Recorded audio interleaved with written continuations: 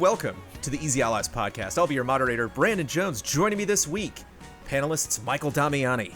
Yo! Ian Hink. Yo! And my almost never embarrassed co-moderator, Daniel Bloodworth. I think I said basically I was always embarrassed, but yeah. You had to think of an example during our Q&A, and you had a when hard the time. permanent state of things, how do you pick one moment? The permanent state of things? State of embarrassment. This feels like the autobiographical title of for Bloodworth. What are you, David Sedaris? Let's try to make Bloodworth really secure with his performance tonight in the Easy Allies podcast. Distinguished guests, we are here to talk about some of the biggest headlines in the world of video games, whether we know anything about them or not. But before we do that, we must answer for all of the mistakes we made in last week's podcast. Daniel Bloodworth, begin corrections music, please. Boop. I've gotten this one before. We should take care when using the word reactionary. I think that was on me. Reactionary, from the French réactionnaire, used in the time of the French Revolution to refer to a person opposing the revolution, as in a person favoring a reaction to the revolution. First known usage in English in a translation of Lazare Carnot's letter on the conspiracy of the 18th Fructidor, published in London in 1799, which you are all familiar with. Whopper Bear on YouTube said, the EU ruling doesn't mean regional pricing is against the law. It's just that you must be able to redeem Steam codes throughout the EU. As an example, it would be no problem to have a Polish website selling cheaper codes and even have the website completely in Polish, but they must make the codes they sell redeemable in other EU countries. Regional pricing might suffer, but the language of the shop being different might still be a reasonable hindrance to, quote, just get the Polish version. Talking about geo-blocking and the like. From Ghost Cat, apparently the 2021 PUBG game is for mobile. There's a console and PC game based in the PUBG universe coming in 2022 that is also a continuation of the world that has not been revealed yet. And then there's Callisto Protocol, which is a totally separate thing. So there's a lot of PUBG-ish stuff coming.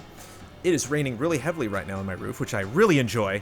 A lot of people think Resident Evil Village could totally win GOTY, and my descriptor of silly was unwarranted. I agree. I agree. There won't be anything silly in Resident Evil 8. And for those wondering, silly is it's good. I'm gonna say it's bad. You want a little goofiness in your Resident Evil. Does that mean it cannot be game of the year?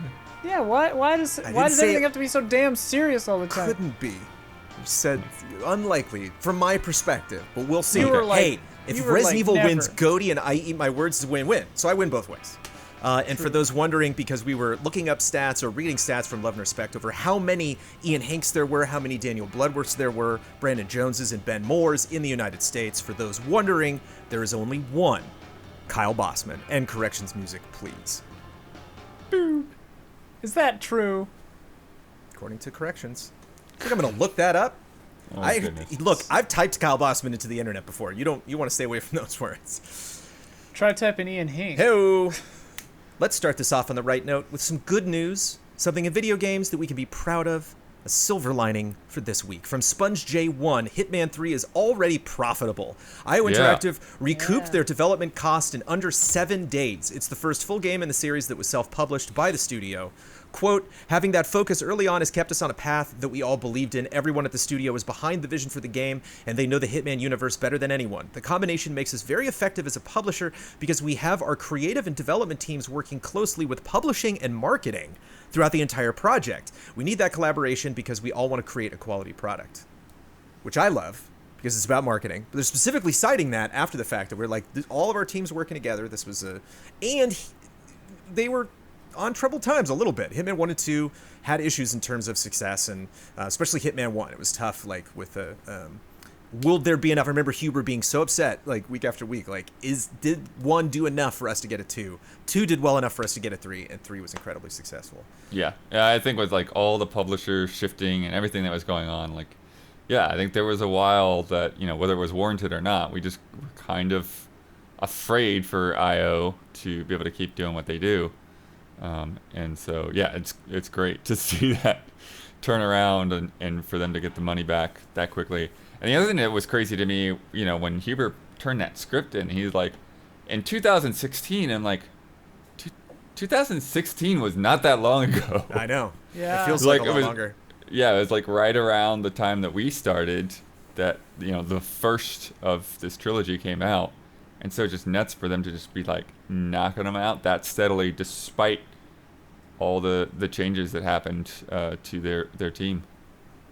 And you mentioned, that it's a trilogy. So it's the World of Assassination trilogy. They're wrapping it up with this one. They have announced they're working on 007 game. I don't know if it's like the entire team that's just going to take all of that over. But what's the future of Hitman look like? So if this is the end of this trilogy, are they just going to wait until 007's over? Like maybe Insomniac will wait before Spider-Man's over to like do something else? Or Well, they support these games for a while. So like there's definitely going to be some sweet like DLCs and expansions for this, I know that Huber's hoping that Sean Bean, the whatever he's called, will show back up, Oh, yeah. But yeah, I don't know. I think they'll definitely keep... This one's got legs for a number of years, and so their Bond's going to be a new Bond, which I think like we all probably guessed and assumed. Maybe not so much so with Indy. We'll see if they like cast a new Indy, but they'll have their own Bond. They talked about that this week, so I think that's see good. What that Bond's going to look like. I think Jones, that... well, this is completely random, so you say your thing, Blood. Oh, I was just thinking that, I think that hopefully Spider-Man has kind of shown the way that, you don't have to tie something in so closely to a film or something else, to try to replicate that. It's like, no, actually, if you just take the strength of your license and let a game developer do what they're going to do with it, then you can get, a much better product than like trying to Avengers. Fight. Stop it. Stop it. Sorry. Jones, before you move on, I just wanted to say with reactionary, just think of in Big Lebowski, after he gets hit in the face with the coffee mug of the fascist Malibu chief of police or whatever. Yeah. Later on, he's describing him to someone else, and he just goes, "Real reactionary." Okay. Right. I remember that. There are a lot of words and things I directly associate with Lebowski, so I'll have to add that to the list. Yeah. If you had told me last week that this week we would be talking about either GameStop or the stock market, I would have doubts. It'd be a stock market. Oh, okay. We'll be interested to see what happens this week. But GameStop, surely not. Let alone in the same story.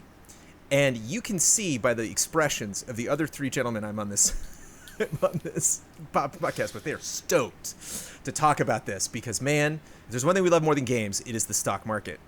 I do want to talk about this for a second because, first of all, to inform our audience, this was a crazy week. Some crazy stuff happened. It feels like the kind of news that like your relatives or friends that don't really game that much message you. Like, did you hear about this GameStop thing? Both my mother and my wife, independent of focusing specifically on the podcast, sent me emails just to let me know that this had happened. And all this information, of course, changes every millisecond. So by the time you listen to this tomorrow, this will all have probably changed. And as Damiani pointed out when we talked about this before the podcast, this has absolutely nothing to do with GameStop. Do you want to elaborate on that, Damiani? How this is more about the stock market than the actual company? Yeah.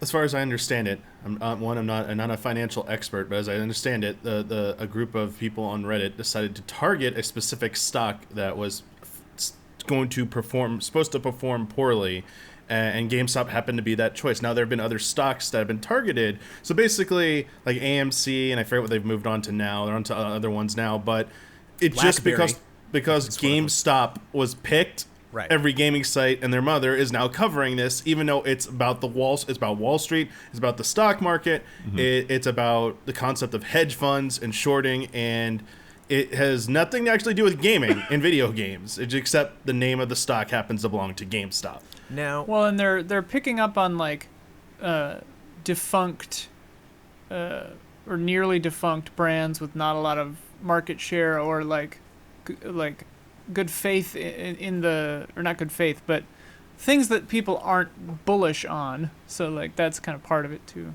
Yeah. Well, I mean, one of the things I'd read last Friday, which I don't know how much of it factored into the things, but I guess GameStop did get a guy from like Chewy.com to kind of, they're come in, and there's some hope that like he would re-strategize and change like what GameStop is going to do, and just kind of focus them away from retail and as much. I would have my doubts on how successful they could be, since like they would basically be competing with like the PlayStation Store and all of that.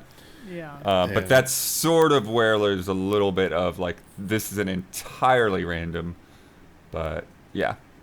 But I mean, like the brass tacks of it, and like I was watching a little of the AOC stream, and I would highly recommend, if you're very curious about this, she was doing a stream with maybe the creator of Reddit. I think it was. And like, yeah, one and of like them. some other stock market like knowledgeable people. Like, and as Damiani said, like no real expert. Like I do some trading, and like I used to work. My first job was cutting videos for a company called Peak 6 that was in the Board of Trade. So if you watch The Dark Knight, you can see Batman flip his motorcycle off the door. That's the job. Nice. I used to go in every day, yeah. So I would cut videos. Coming into focus from your past. Nice. Yeah, I would cut videos about options, and I worked there for 2 years, and I still don't fully understand options. Yeah. Yeah, and like Damiani said, it's about shorting, it's about hedge funds, it's about all kinds of crazy stuff. But the thing that AOC said, and like the thing that became very clear to me when I was working in that kind of field, is like, oh, this is all kind of pretend. Like, it's all just based on guesswork and fears and like oftentimes misunderstandings. Like, it's really funny to me when like, because we cover it sometimes on this, when like, oh, Nintendo announced this thing and now their stock price is way up or way down, but it's like the thing that was announced is not some huge big good or bad thing, you know? So it's just like they just thought it was because it sounded like it. Yeah. So it's all just made up, and like what this is showing is that regular there's a word for it, but like retail investors, retail investors, like normal, just you or me, whoever, people can go on Robinhood or whatever and just manufacture something if there is enough volume of trades. Well, that's why, you know, we claim that we are not knowledgeable about this, but Damiani, you know memes. You get memes. You know what I mean? You have meme knowledge. You have meme wisdom. Well, this is a meme. I mean, this is a meme play. You know, that's the difference from a lot of stock marketplaces. Is AMC followed this up, BlackBerry followed it up off that. There are other companies, but to me, they're not as funny as GameStop. And the reason why this picked up, the reason why this took off the ground is because the subreddit Wall Street Bets went to war against Melvin Capital and Citron. So that was the thing this group had to decide to do. And I have to think the funniness of GameStop maybe contributed to them getting out of bed that day and actually doing it. Whereas if it was AMC, if it was BlackBerry, it's just not quite as funny. It's not enough of a headline. I mean, I think it's why it's an attention-grabbing headline is a bit the absurdity of the situation. Right. But I don't think to be funny was what sparked this. I think the certain group was pushed and wanted to push back and show you they wanted to prove a point. But ultimately, it's a bunch of rich people like trying to antagonize another group of rich people. And when the old guard rich people aren't getting their way, now they're crying and wanting all these protections. They want hearings. They want all this stuff. And it's like, wait a second. So normal people played your game, and they were winning at your game, and you don't like it. So what you're really saying is you don't like a real fair market. You don't like the stock market Right. when it works how it's supposed to work. Right. And I know we're diving into straying from gaming knowledge, like gaming territory here, but I think. I don't think it was about being funny. I obviously the internet will run with anything and make it a meme, have its fun. That's like how I think like the average bystander observes this stuff and looks at it. But this is something different, and it'll be interesting to see. Honestly, I don't expect a major change to happen because people will like say they want to change things, but money talks. Money is like one of the most powerful things that influences everything, especially in this country. So when you start messing with people's money, that's when things get bloody, violent. People get a little bit mean, and I feel like you might see some backlash from this. But you know what? At the same time, it's a good story. I'm glad it's getting so much attention, and I guess GameStop in a way helps. Because it's getting people who might have otherwise, it's like, it was AMC, we'd be like, haha, AMC stock. But like, you're getting a bunch, I think, maybe like a younger skewed audience who are paying attention to this. It's like, if you read through all the memes and the stuff like that, the truth, the nugget here to take away is that, get information, be informed, and people who hold power over you sometimes only hold power over you because of, I mean, yes, money, but also knowledge. The fact that you are ignorant is why you were getting played so much by these people. And a group proved its point, saying like, not like what, like this is what can happen when an average group of people has enough money and decides to say, hey, your thing doesn't work right. Like we threw it back in your face and said, haha, now what are you gonna do about that? Yeah. I agree, but I want to expand on that too, because I do think there is like another angle to this, and I'm not, again, not the super most informed on this topic necessarily, but like, there is sort of another edge to it where there's like an inequity of regulation, whereas like the powers that be, whoever, quote unquote, whatever, can do like crazy weird stuff and game the system and quote unquote, like bend the rules, cheat a little bit.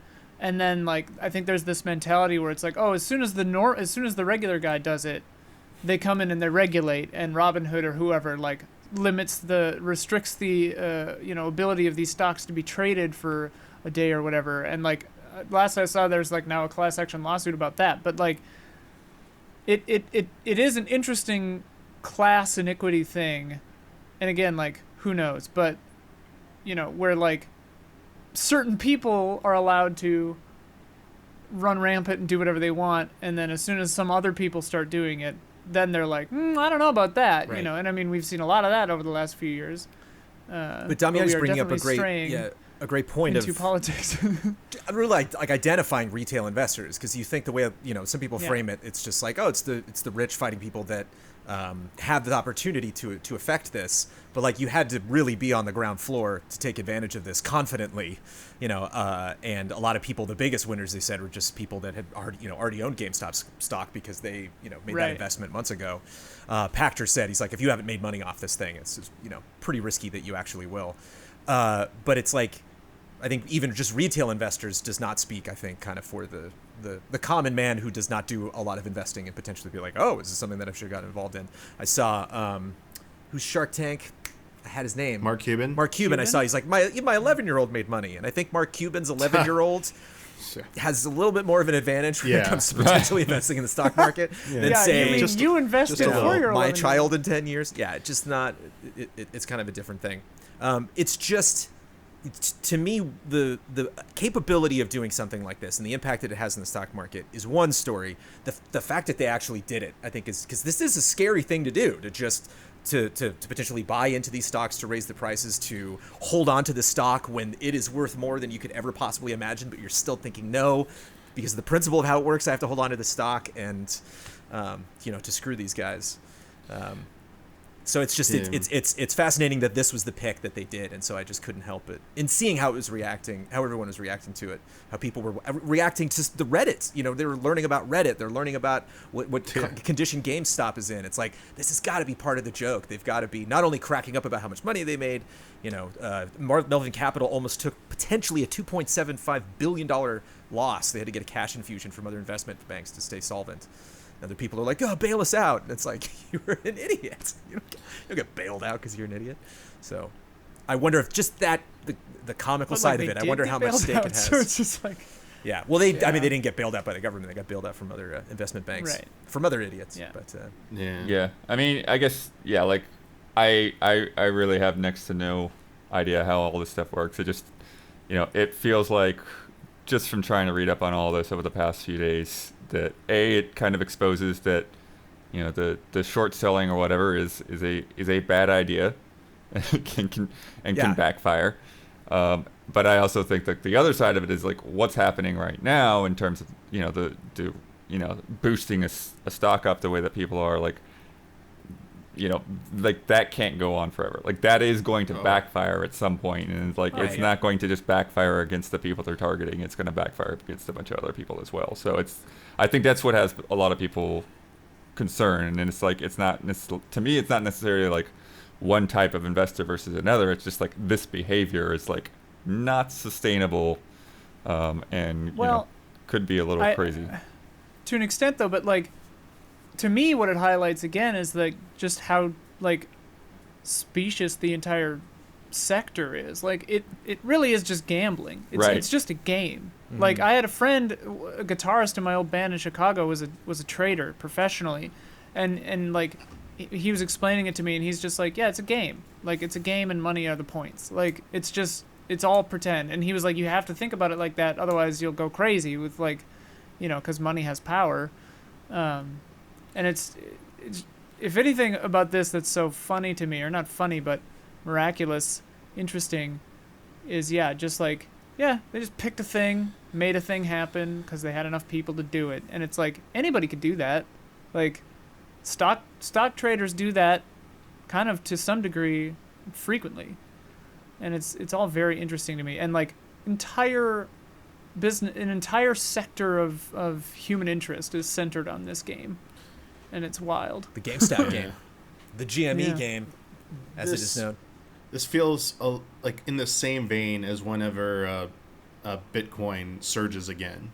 Sure. Those stories, like it's not obviously not the same thing, but it feels like when these headlines happen, it's like the same feeling that, and I think it speaks to Ian's point how volatile all this is, and I guess your point you're trying to make about who it might impact. I guess the one I'd be most interesting to see and potentially concerned is if this has the potential to like damage a company, like if this gets to be used maliciously, if someone actually a hacker has now exposed a flaw. If this is not patched, could someone with enough money and influence I'm gonna do maybe they already do that. I'm not an expert, I don't know how it works, but I wonder if this method could lead to, like, when GameStop stock inevitably crashes, if it goes below it to its, I guess it was already probably going out of business at some point unless they turn things around. Does hastening that make it, like, do people get fired? Like, does a company, like, have layoffs? Like, are people going to be held accountable for that type of stuff, It seems like GameStop's really detached from this. I haven't heard any, I haven't read anything about them saying anything. Yeah. Maybe I haven't been following it too closely. They haven't really. Blood alluded to it when Ryan Cohen was joined their board. That was on January 11th. That was their last investor report. But it's funny though, like, because all of these stocks, kind of like what Damiani was saying, all of these stocks are they were low, like AMC and I'm not sure where BlackBerry was at, but like I think this one was in the teens maybe when this started. Which isn't it garbage, sounds like AMC might be benefiting from this. I just saw one thing at a glance, but they'll take headlines. If your stock price goes up, like that's typically good, I think. Yeah. But what I was going to say is, like, I wonder if someone could do the opposite of this, like tanking Tesla, like a super high value company. Like, could a mob short it down? I don't really think so. It's just like a different game. It's like if you went into a casino, that's just that's craps, where this is slots or whatever. It's just a different strategy. What's really scary, which I loved today, because there's all these people are having tremendous risk this week, and I'm not involved in any of it, which is great. Like, we actually did, for some reason, we had a financial call today, and we talked to our advisors, like, we're not affected by this, are we? Like, we're not entangled in this at all. They're like, no. But it's more fun than a stock crashing, because if it goes up, the sky's the limit. Essentially, if you are short selling, you're betting that this thing's going to go, you're betting on it going down, and that's what they combated by buying a bunch of it, then holding on to it, forcing everyone else to sell theirs, and more people are buying, so this keeps going up. And when it drops, it hits zero and you're done. When it goes up, the sky's the limit. So I love that idea of the risk you're taking and how badly you can screw somebody potentially on a short sale squeeze, where it's just like, how high is this going to go? And like that's what's tough with people holding on to this stock to screw these big hedge funds. It's just like, is it now? Should I go now? It's tough. And again, that's when you have this kind of collective mindset of all of them, locking arms and being like, no, we're not going to sell. Like, that's what's impressive to me, that they did that. Because I think at the end of the day, when you're dealing with this game, like, these guys aren't on, they're on teams sometimes with companies, but it's just like, it's so easy to just backstab somebody, to benefit yourself. And the fact that they're still holding ground, one group versus another group, I think that is, rare, potentially, certainly in the history of this podcast, which we'll talk about stocks maybe another time in 2022. I don't know. Yeah. I was going to say, isn't this kind of the plot of Trading Places? Don't they do something like this? They like they'll they trade. do something with pork bellies or something, and they like screw over those other guys. If That's people the say I dollar got this bet movie, right? Yeah. Yeah, If people say Oh. I got this one wrong, them. I'm okay with that. But if people call me out on errors in trading places, I won't stand for it. No comment. Oh, yeah, no yeah, comment yeah. on trading places. I don't remember. A flawed movie. But have- Yeah, I don't remember what they actually invested Every time I've in. seen trading places, legitimately at the end, I'm like, I think like I orange understand what's juice going or on. something. I think I understand. I'm mostly on what's happening. Anyway, Dan Aykroyd. All right. Something I think we can understand a little bit better is when video games cost us more money. That's something. Wait a minute. I understand that. This affects me. And there's been so much chatter about stocks this week that I was just like, time to put together this podcast. Oh, right. Xbox totally increased their live price. And then we're like, wait, no. Yeah. That was nuts for a lot of different reasons, I think. They initially raised the price to $1 to $11 a month. That was their monthly price. And then it was used to be 60 for 6 months, 60 for the year. And then they changed it to 60 for 6 months. So that would be $120, double what gold cost a year ago. And last July, Microsoft got rid of that 12 months. So there's no way to buy a 12 month. There was no number. You Right. just had to keep going in the 6 month. And they said at the time, periodically, we assess the value and pricing of our services to reflect changes in regional marketplaces and continue to invest in the Xbox community. So it's all coming back to us. We'll be making price adjustments for Xbox Live Gold in select markets. In many markets, the price of Xbox Live Gold has not changed for years. And in some markets, it hasn't changed for over 10 years. And then when we were like, hey, that sucks, they were like, we're sorry. Like, it was nuts. I want to gauge your nut meter because I am... Nuts meter, rather, I should say. Okay. Because... Better. Good.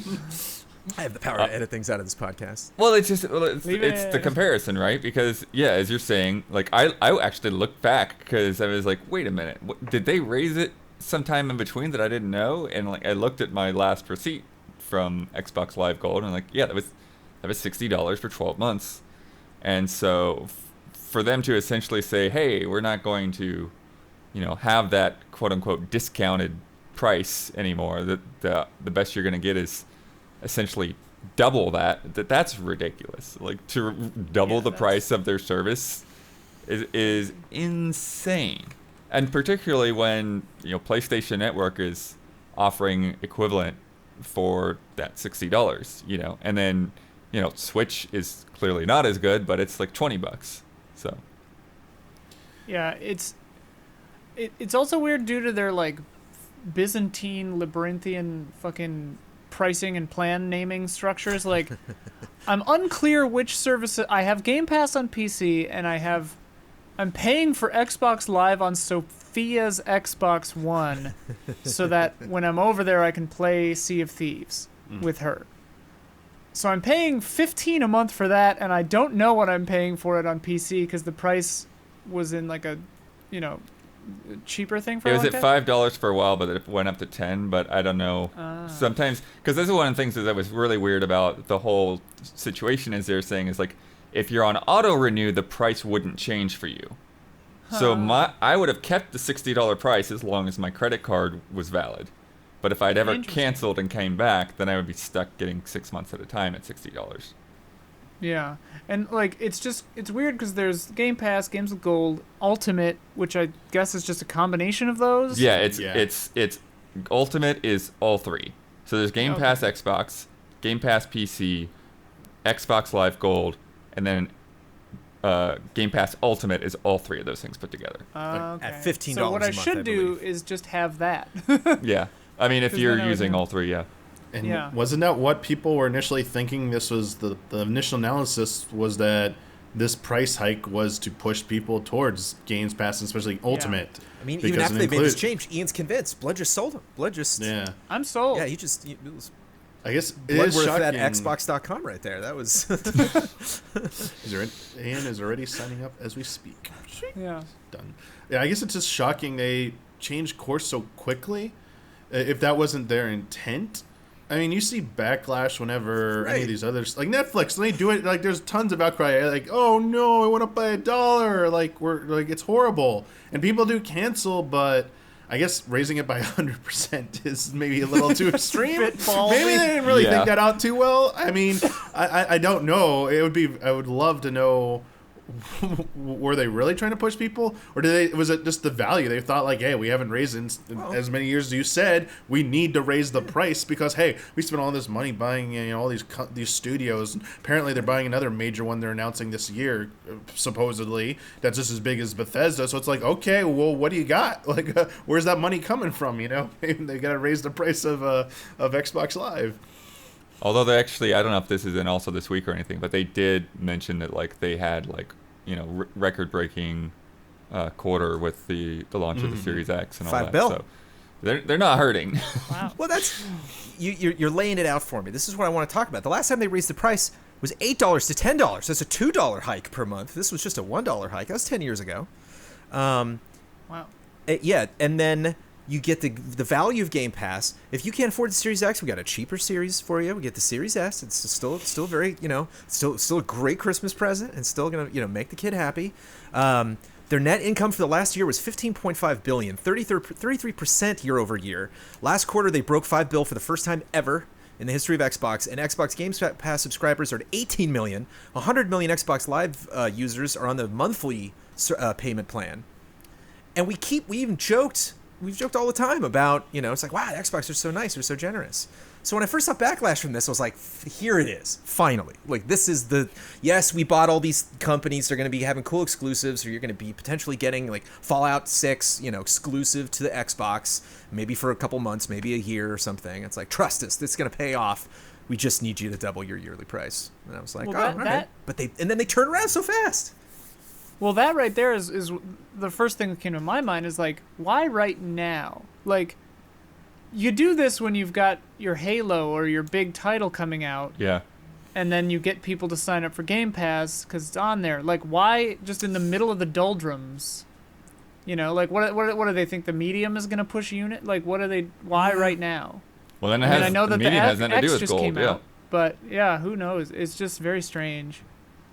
Maybe you kind of forget about it, and by the time Halo comes around, you're like, okay, time to get Game Pass. Oh, wait. Yeah. Oh, that's right. Oh, maybe. if I want to play online. Oh.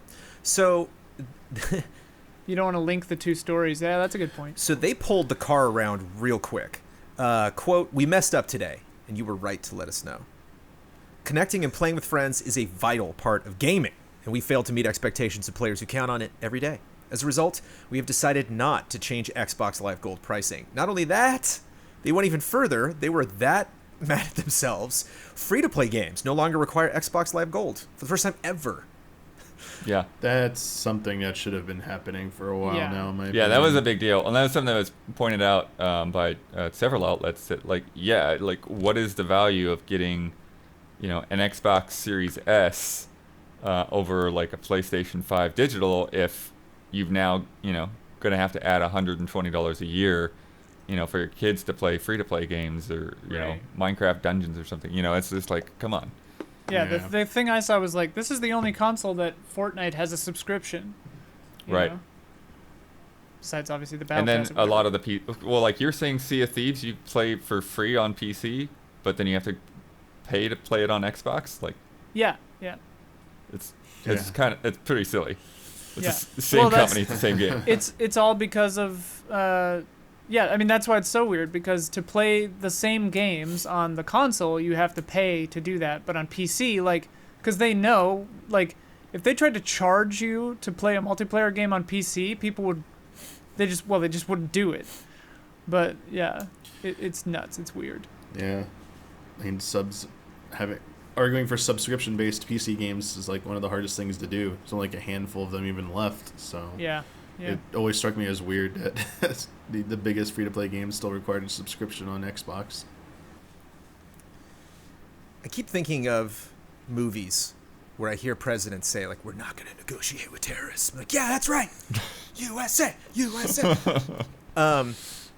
Does this give the Xbox community just a little too much power? Like, they spin so fast. I was blown away how either like they thought this was going to happen or they thought like no one's going to say anything, and then this blew up maybe for like a day or two. It just wasn't like a huge campaign, and then they it blew up and then it deflated in like a matter of hours. Like, right. Yeah. And then so it's just interesting. I wonder if this puts them in a kind of a compromising position in terms of like really just relying on their community to dictate what they do with their pricing, moving forward. I think it's more. I think I don't think it'll embolden things in the wrong way. I think it's good optics for them to just be like, oh, okay, never, like,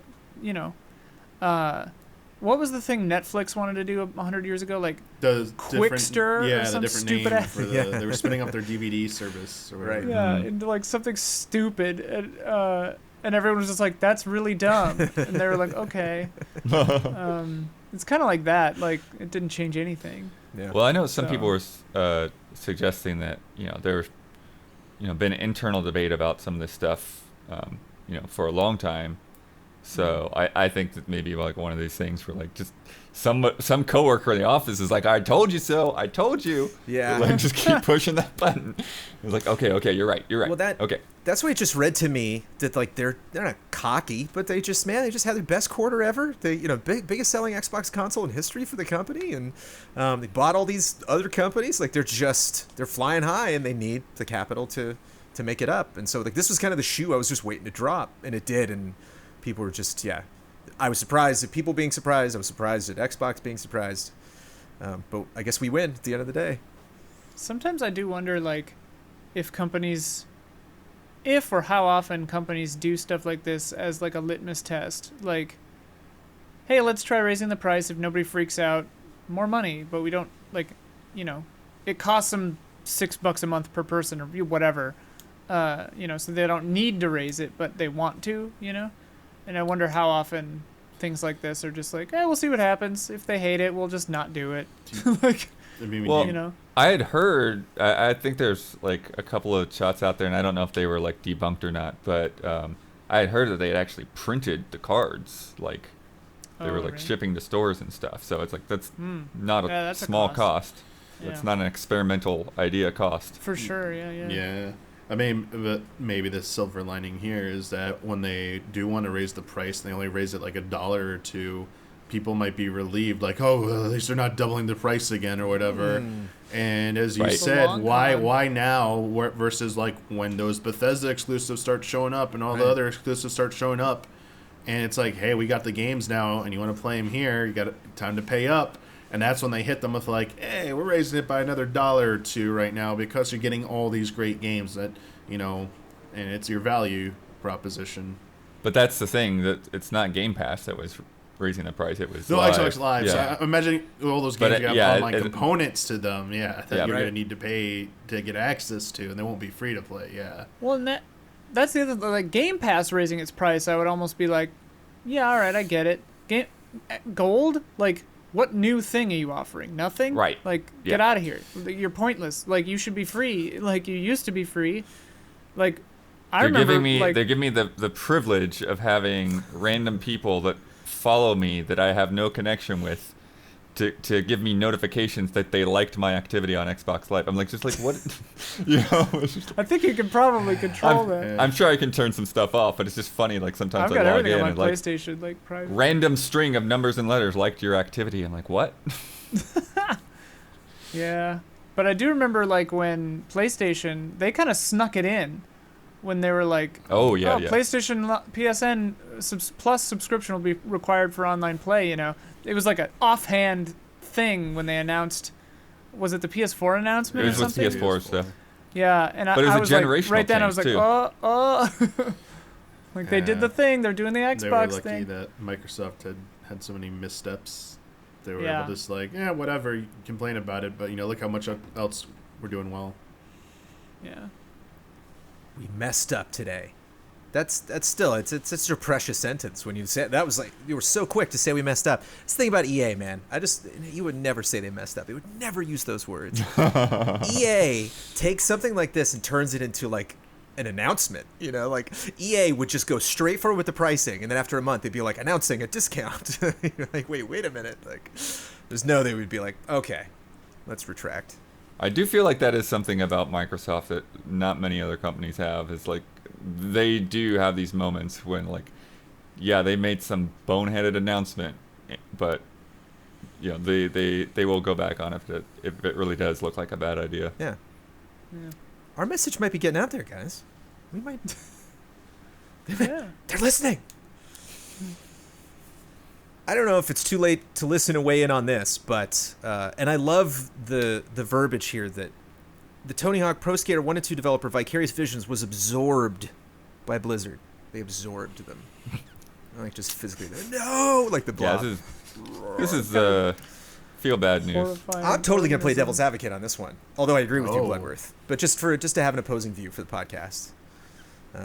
I can think of lots of reasons why, if I was at Activision / Blizzard, I would be like, you, Wow.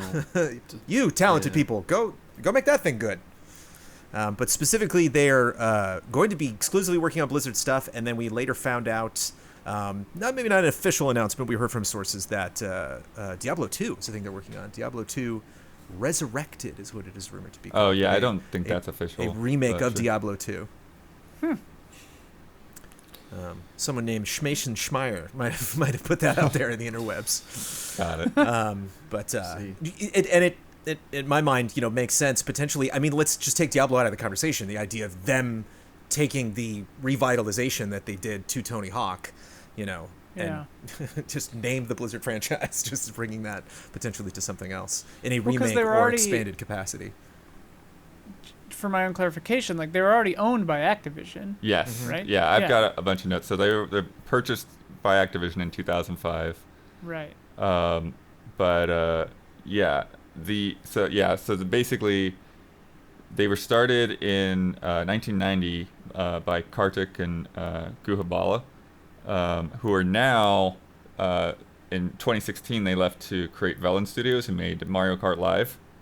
Yeah. And those were some of the first developers that I ever interviewed back in the day. Like had GameCube, like Marvel Ultimate Alliance or something like that. So you've got a stake in this. I've got some familiarity with the company, and I was taking notes and looking over some of the stuff that they've done over the years, and it's yes, most of their development history has been about making ports and supporting Activision stuff. I think the first game that I was ever aware of Vicarious Visions was the Tony Hawk Pro Skater 2 for the Game Boy Advance. And that was a launch game, and it was amazing because the Game Boy Advance, we pictured it as mini Super Nintendo, right? That was essentially, we were going from the black and white / Game Boy Color, that was just more or less the NES to, a system that could play, F-Zero and Castlevania and look like Super Nintendo games. And then Vicarious Visions shows up here with a Tony Hawk game with 3D freaking models. And what is happening right now? They're pulling stuff out that you just wouldn't imagine, And they did GameCube and Xbox versions of Jedi Outcast. They did the Xbox version of Doom 3 before Activision purchased them, and then over the years they did tons of Guitar Hero and Tony Hawk and Ultimate Alliance and Skylander stuff. They did the crazy grip thing for the Guitar Hero on tour. And it seems like they started taking lead on games, more original games with Skylanders in the Skylander series. And then, they had the Crash Bandicoot trilogy and Tony Hawk Pro Skater this year, which is everyone's just down for them to do more of what they did with Tony Hawk. But this is a quote from their website that's this hurts. In 2019, Vicarious Visions celebrated its 28th year in the industry. Over the years, we have made hundreds of games in every genre, on every conceivable game platform in the known universe. We are a studio that is built to last. Oh. And now, they're together, but now they're no longer going under that name, and they're no longer heading up their own projects. At least, for the near future. They're just part of Blizzard now. But there weren't any layoffs or anything? The studio head changed. The guy that was the CEO is now the studio head. I don't remember. I believe they were allowed to apply. I was say audition. They were allowed to apply for new jobs within Blizzard, and then I think there were some people that potentially carried over. But again, a lot of this stuff is early reporting. None of these are on projects that have been announced yet. Allegedly, they've been working on Diablo for a while, just like the Diablo franchise in general. Yeah, it's is it kind of like they did too good? It's like they had too much success, and so you have a company like the Activision, and especially Blizzard, which needs big wins, and so they're like, let's put our top people in a top project, something that we want to work really well. If it ends up being Diablo 2, would you be like happier in a way for them, or if that is successful, kind of like Demon's Souls was, you're like, because Warcraft 3 Reforged was not. So there's just a lot of pieces that came together around this, from this early reporting that makes sense to me. Maybe not from a fan of Vicarious Visions standpoint, but from a Activision exec standpoint. It's like, I see what play they're making. It's a weird thing, right? Because the cynical take is just like, well, it's all just Activision. It doesn't really matter what name you put on it. It's just the same thing. Which again, that's the more cynical take. Like I do think it's valuable, like, to have these things, even if they're owned by Activision or Microsoft or whatever, like, have as much autonomy as they can so that they can still make things with their own voice. I prefer that, obviously, but I definitely prefer this to just Activision axing it and firing everybody. Like, this is definitely better than that. So it's weird, and it would make sense to like be like, okay, especially if they already were working on Diablo 2, to just be like, we're just gonna fold you into this billing structure, put you over here, like the weird shell company on your paycheck will be different, but otherwise everything's the same. Yeah, I don't. My read into this is that this is Blizzard starting to this is Activision starting to interfere with Blizzard. Like, I think the writing's been on the wall for a while. Certain key personnel have been leaving. Yeah. And I think this is, like, the latest development in that saga where Activision's like, no, you're going to, like, we have a plan for you, Blizzard, and you're going to start following it. And I think they saw Vicarious Visions as more valuable to them as assisting Blizzard to fulfill whatever they have for their game development for their next project, versus just making even a Tony Hawk 3+4 remake or whatever the people were assuming they also were going to work on in addition to this Diablo 2 rumor or whatever this is. And I don't know, like, it's, I hope they get a chance to work on something that's amazing. Like, if it is this thing that you're talking about and it turns out to be excellent and, that's satisfying for them, then that's good. Obviously, that's a reward for them. But if it's now that they get to continue just being going back to more of a support role and not getting a chance to maybe work on a wholly original game or something that might be a little bit more artistically fulfilling, that's a little bit of a bummer. I guess time will tell. We start seeing departures and those staff were formerly specifically Vicarious Visions people, you'll know something's up, that they weren't happy with the move. Former studio head Jennifer O'Neill is now on the Blizzard leadership team. Oh, okay. It seems like some people are stoked about that. Yeah, and some people are wondering. Yeah, again, if people decide to leave, there's at least one. I think like 2 new studios that were created by ex-Blizzard people. So, Mike Morhaime and others. I think I think the main thing that would concern me, aside from that name kind of being shelved and the autonomy there, is just they have, regardless of being owned by Activision, like, they have their own studio identity and studio culture, and like, and I would hope that even as a part of Blizzard that could continue, and they don't just say, hey, you guys want to keep working with us, you got to leave New York and move to Southern California or something like that, right. I've just been so dismayed. Like, I liked World of Warcraft, Hearthstone was fun, but like, when I first started working with Michael Huber and Ben Moore and Brad Ellis, those 2 guys loved Blizzard so much. And it's been heartbreaking to see that relationship suffer over the last couple years. And so was not surprised, like a very Blizzard successful company that is already... and Activision too, like you said, the writing was on the wall. And so it's like not surprising to me that Activision would be like, oh my goodness, please solve one of these things for us, because... it was pointed out Warcraft 3 Reforged was the lowest Blizzard Metascore ever, and they're like, we just can't have that happen again. Yeah. If we're wanting to bring lots of interesting developments in the Diablo franchise, we could potentially see bear fruit in the coming months/years. And now, a word from our sponsor.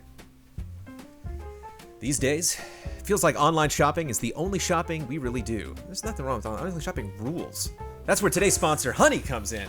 It's the free browser extension that scours the internet for promo codes and automatically tests them when you are checking out. Honey is basically your online shopping best friend. I told my dear wife, honey, guess who's our new sponsor of the podcast? And she was like, oh, I use honey. I'm like, wait, really? Like in a real way? You're not just, I know you love to support the Easy Allies podcast, but you legitimately already had that on your computer. She's like, yeah, I use that all the time.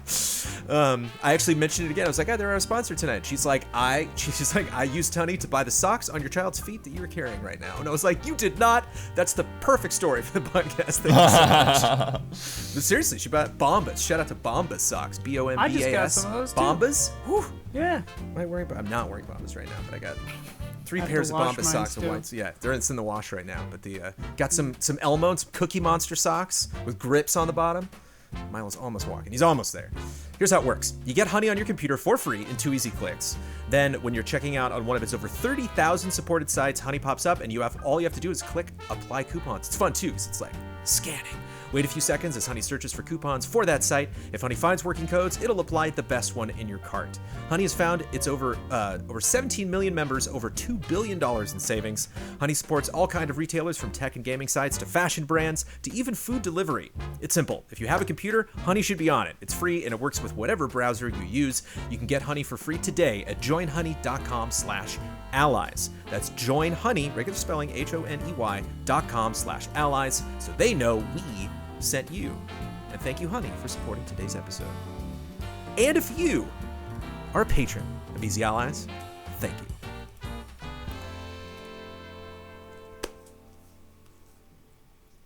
Blood, people are not happy. A lot of people are not happy that Kevin Hart has been cast as Roland in the Borderlands movie. Oh, okay.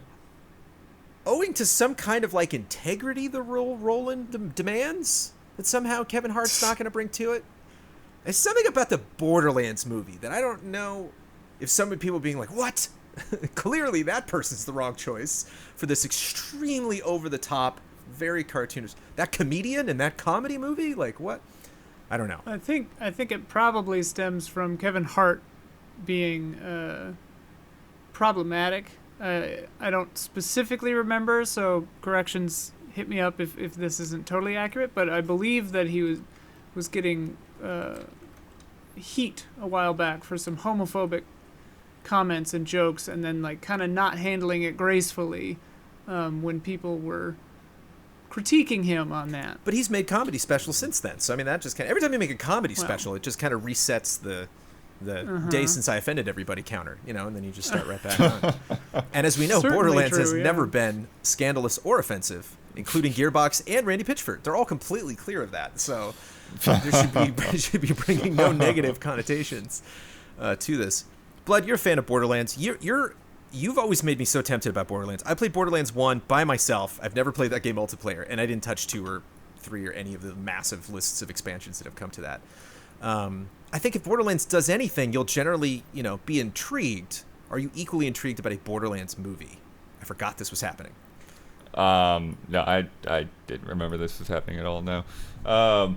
Yeah, but it's funny because like you, I was thinking like, yeah, that seems like a fine pick for Roland. I guess if maybe like Terry Crews might be better or something like that. But yeah, it's but yeah, but like Kate Blanchett is Lilith. Like I don't understand how. That's not gonna. How? What?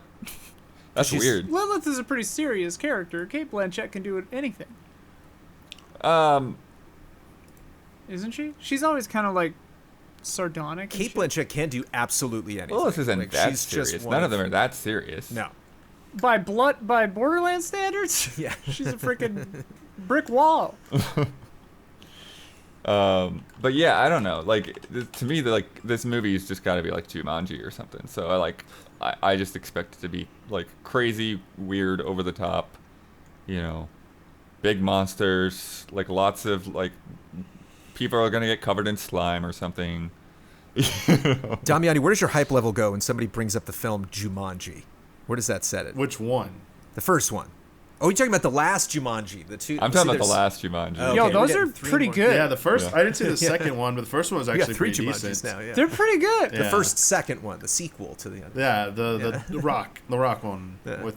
That was good. Yeah, as well. Yeah, it was entertaining at least. Okay, that's a good bar to set. And you were, obviously it's the cast from the first game, and so maybe we'll actually go into the vault in the first movie. We'll see. But Yeah, like I'm not sure if they're just going with the first game's cast or if they're gonna like throw like a whole bunch of different characters in there or what. But Eli Roth is directing this thing. Oh, Who's God. done Eli Roth. many horror films. This thing's gonna suck, Hasn't dude. done. This movie's gonna I suck. hope it is like a Hold horror on. film that tries to be funny. Hold on. Oh, God. You got Kate Blanchett in this thing. Kate Blanchett can make a lot of things that are wacky. She's- Kate Blanchett makes parts of Indiana Jones 4 palatable, okay? This gal is talented. And Craig Mazin is directing it, who created Chernobyl. So, it's the Chernobyl Wait, didn't you guy. just say What? Eli Roth was directing it? Eli Roth is directing, Craig Mazin's writing it, excuse me. oh, okay. Who created Oh, okay. Chernobyl. I was like, what? Still weird. That is a very odd pair up. Shouldn't it be weird? Should every Borderlands film news should be like, that seems in line? Nothing wrong here. I guess you're right. Everything about Borderlands always has to be like, I guess. Like, Seems like a landmine. This franchise shows up, though, man. This franchise earns. Is that going to It does translate earn. to film? Yes, I oh, guess. 100%. Yeah. You can't write it off. You never know. Watch the film and be like cited as one of the best examples of a video game adaptation. I think there are only like 2 or 3 good ones so far, so Yeah. It's, like I'm trying to think of a good one. well, I mean, there's ones that are like not based. It's always weird because there's video game movies based on an actual video game, and then game movies that are about like video game themes. Like Tron. Tron's not Yeah. based on an Right. actual game, and I think like that's like a really great video game movie, even though it's Oh, not. There are great movies about video games. Yeah. That's Right. not what we're talking about. I know. But yeah, when you get to like Detective Pikachu was like That's the good one. Yeah, right. Yeah. I was That like, for it's me- recent. I enjoyed Detective Pikachu and the original Mortal Kombat because it was just what it needed to be. Yeah, the original But Mortal everything Kombat's else- the best video game Yeah. film ever created, period. There's no... Because it is Still got to just... see that Monster Hunter. It's just Oh right in no, line I with forgot that. Oh, about my. that as well. If It's out. Yeah, if it was another year, I wonder if we'd gone. I wonder if we did, no question we would have seen it. If there was no COVID, I would have. I Day wonder. one, baby, I would have gotten to see that wonder. trash. But I'm That not. director is so bad. We got a new Mortal Kombat movie as well. But I'm not asking if the I wanna see- the Borderlands movie is going to be good. I want to know if this is gonna going to make make money. money. That's what I'm talking about. Right, Oh, right. yeah. But I would like to see like somebody like doing like taking clips from fights in the Monster Hunter movie and then doing like a walkthrough, like a tutorial of like saying, okay, so here's when you should target the tail. Oh yeah, like critiquing it. Yeah. I always thought that'd be a fun DVD thing if like like Advent Children had like the little damage counter that came up. Like there's a mode where you can like watch with HUD on. That's a fun idea. You know? Yeah, now I just play FF7 remake. Nobody has I'm fun. good. It's true. Bloody, is this day one? Are you gonna wait? Is this you gonna rent this? You gonna wait till it comes to a service you're currently on? What's the? I don't know if I'm gonna What's the watch this. timeline? I don't know. You have to make a decision right now. You watch it now or never. Right now, in this The moment. bet. We'll blood watch it day one. What do you got? How much? I got Podcast. $20. $20. Borderlands. I got the bootleg DVD. Very right there. unlikely I would see this day one. There we go. I don't think I'll probably end up seeing this at all. One News in New Zealand just had a completely bonkers interview with Gabe Newell, the head of Valve. Damian, you know what BCIs are? What? BCIs. I'm thinking, no. What are BCIs? Brain-computer interfaces. Oh yeah. Which is Wow. apparently we spend all day Lawnmower talking about. Man, let's go. So yes, we spend all day talking about Ready Player One, talking about online services, how much do games cost? Are we getting a PSVR 2? There's all these things that we're so nearsighted, and clearly Gabe Newell, prognosticator, is looking way ahead of us. He's a big fan of it. Valve is apparently working with them, and they are creating open source BCI software that'll work through modified VR helmets. So they're already ready to build these things. OpenBCI unveiled a headset design in November, just this past November, called Galea. And Gabe Newell was so excited. He said, quote, "If you're a software developer in 2022 who doesn't have one of these in your test lab, you're making a silly mistake. Software developers for interactive experiences, you will absolutely be using one of these modified VR head straps to do that routinely. There's just too much useful data." So it's not just a question of selling these things on a consumer level. It's that you can potentially get data He referred to our eyes and ears as, quote, meat peripherals. We're living in the past, baby. Right now, 2021, I love the past. this. A BCI can apparently track while you are playing a video game if you are excited, surprised, sad, bored, amused, afraid, etc.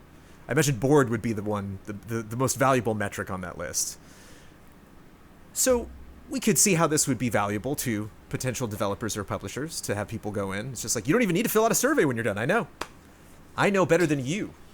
And then they're going to sell your brainwave data to advertisers. So what they're going to monetize my brainwaves. Yeah, they're talking about monitoring how you're feeling about the game, and then like in real time, like increasing the difficulty. Ian, are you suggesting there's a dark side to this? I'm loving this. They are Bring me also that- talking about bring me editing that your capitalist feelings, Ian. hellscape, Wait, we'll Papa get there. Newell. We'll get the rabbit hole goes deeper, I assure you. But I'm just Can you hung up. imagine?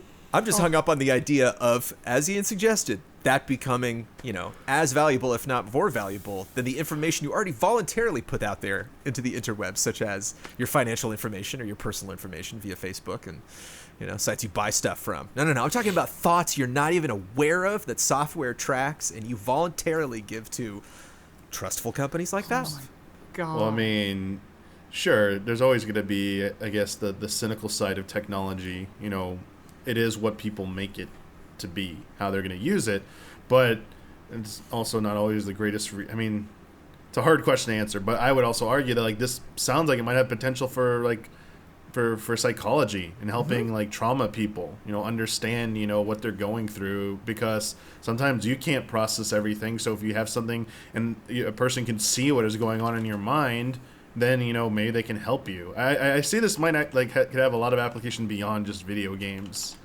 Oh yeah, for sure. Yeah, so I'm thinking the positive about this.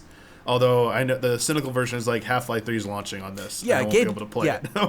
That's the thing, Damiani. Gabe Newell's not thinking about what you're thinking. Gabe I know. Newell's, I'm not. But like bypassing your eyeballs, editing your feelings, like that stuff. Some of that stuff is way Editing beyond. your feelings, Editing your dude? Yeah. feelings.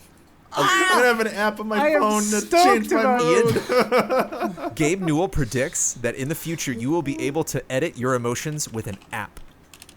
You will be able to boot up your phone Yes. and be like, Yes. I just want to be a I mean, little more. I'm already a Terrified. pretty I mean, even-keeled person. It'd be nice to be able to cry. Probably you know? need some research into like what the effects To of feel that is. something, Like if you're like overriding your brain, like what it's like wants to do and like forcing it. I wonder what kind of repercussions that might have. Like we just see like new forms of like psychological damage. Like I'm a sad person, but I'm forcing myself to be happy. It's like, Right. is it like will it be like same thing as taking drugs or something? I don't know. I have no idea what it will be like, but yeah, this is a very deep rabbit hole. I've read a book where that's a thing, where you control your. I've read a lot of cyberpunk stuff, like actual good cyberpunk stuff. One of my favorite genres.